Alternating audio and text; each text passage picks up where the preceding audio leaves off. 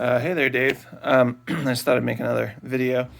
Yeah, so this is what we've got inside the metal box. So the numbers do fit, but there's a couple of things we're working around. So this flange here kind of comes down and goes, underneath basically. So we want to avoid, cutting into this at all when we cut out the holes for the numbers.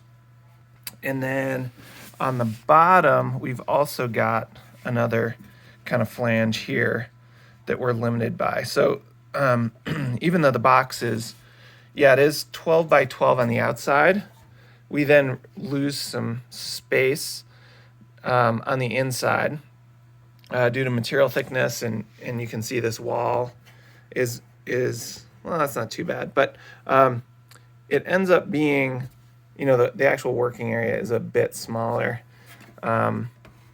than, is ideal. So it makes it a little bit tricky to get those in there and mounted because these are individual too. I thought it was going to be a panel, like a 3-number panel that would just be able to, that would be rigid and you could put in there. But this, because they're individual and they're kind of floating, takes a little bit more,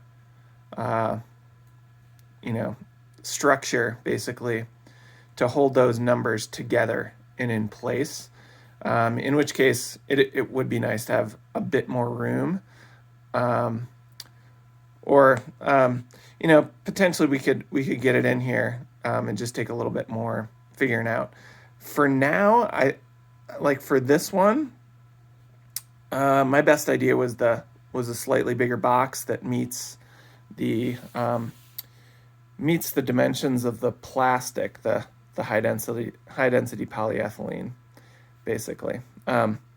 So that's kind of what I was looking at. That's where these measurements in that video came from. I basically just was trying to avoid, cutting through some of these parts and then, being limited by some of the flanges on the inside of that metal box. So hope this helps, and we'll talk to you soon.